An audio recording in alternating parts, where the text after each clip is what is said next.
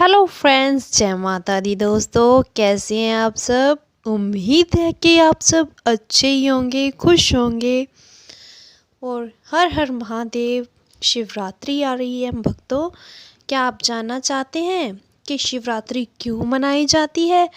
तो आज हम इस वीडियो में ये बात करेंगे कि महाशिवरात्रि का पर्व क्यों मनाया जाता है। आखिर इसके पीछे क्या रहस्य है, क्या कहानी है। तो चलिए जानते हैं। ऐसी मान्यता है कि इस दिन भगवान शंकर का भगवती माता पार्वती जी के साथ विवाह हुआ था। अन्यथा और कई प्रकार की कथाएं भी हैं जो इसके साथ जुड़ी हुई हैं। अलग अलग मान्यताओं के आधार पर अलग अलग कहानियां हैं। जैसे कि कुछ लोग कहते हैं कि भागवत महापुराण और रामायण में यह वर्णित है कि एक बार भगवान शंकर माता पार्वती सहित जा रहे थे तो उन्होंने दंडकारण्य में भगवान राम के साथ लक्ष्मण जी को सीता माता को ढूंढते हुए पाया। तो तभी शंकर भगवान ने उन्हें प्रणाम किया।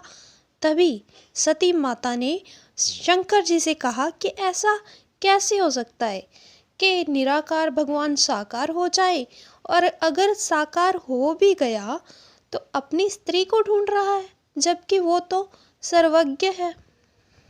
अतः उसे तो ये मालूम होना चाहिए कि उसकी पत्नी कहाँ है। उन्हें ये भ्रम हो जाता है कि शंकर जी उन्हें बहुत समझाते हैं, लेकिन सती मैया नहीं मानती। तो भगवान शंकर कहते हैं कि जाओ परीक्षा ले लो। तो सती माता सीता का रूप धारण करके जाती हैं और भगवान राम के पास जाकर बैठ जाती हैं। तो भगवान राम उन्हें प्रणाम करते हैं और कहते हैं, माता जी, पिताजी नहीं आए। तो ये बात सुनकर उन्हें और भी भ्रम हो जाता है। जब माता सती शंकर जी के पास वापस आ जाती हैं तो उन्हें वह झूठ कह देती हैं कि मैंने राम जी की परीक्षा ली ही नहीं।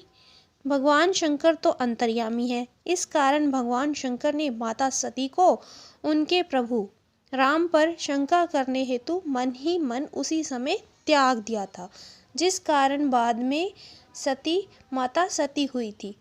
इस बात की शंका भी माता पार्वती को मन ही मन हो ही गई थी। जो माता सती जी के पिता यज्ञ करवा रहे थे तो उन्होंने भगवान शंकर को माता पार्वती यानी कि माता सती को आमंत्रित नहीं किया, लेकिन फिर भी आग्रह करने पर भगवान शंकर ने उनको जाने दिया। तब वह गई तो वहाँ उनकी बहनों ने उन्हें सही आदर सम्मान नहीं दिया। केवल उनकी माता ही उनसे हंसकर जरूर मिली, अन्यथा किसी ने भी स्नेह नहीं जताया। जब माता सती यज्ञ की ओर प्रस्थान करती हैं तो वे देखती हैं कि उनके पति अर्थात भगवान शंकर का आसन ही नहीं लगाया गया। ये देखकर उनका गुस्सा, उनका क्रोध और भी बढ़ जाता है और वह स्वयं को उसी यज्ञ की अग्नि में भस्म कर लेती हैं। फिर भगवान राम बाद में शंकर जी के पास प्रस्ताव लेकर गए थे कि आपको विवाह का प्रस्ताव आएगा तो हाँ कर दीजिएगा। ऐसी मान्यता है कि बाद में वही सती माता ने पार्वती जी का रूप में अवतार लिया। माता पार्वती जी पिता हिम नरेश और माता मैना के घर में जन्म लेती हैं। 9 योगेश्वर जब माता पार्वती जी की परीक्षा लेते हैं तो माता पार्वती उनसे कहती हैं कि मैं अगर विवाह करूंगी तो केवल भगवान शिव के साथ, अन्यथा किसी से नहीं करूंगी। फिर माता पार्वती जी का विवाह भगवान शंकर से तय हो जाता है। जिस दिन विवाह हुआ उस दिन शिवरात्रि के पर्व को मनाया जाता है। इसे महाशिवरात्रि का पर्व मनाया जाता है। दूसरी कथा जो प्रचलित है यह है कि हर एक ब्रह्मांड में एक ब्रह्मा, एक विष्णु और एक शंकर होते हैं।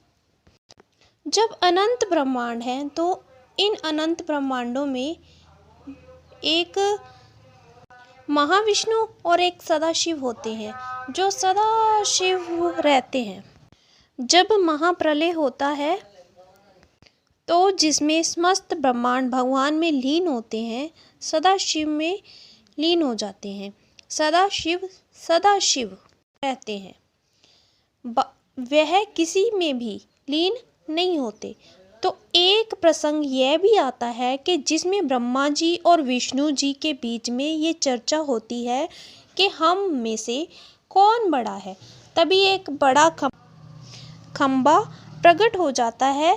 तभी ब्रह्मा जी कहते हैं कि मैं इसका आदि देखता हूँ, तो विष्णु जी ने कहा कि ठीक है, फिर मैं इसका अंत देखता हूँ।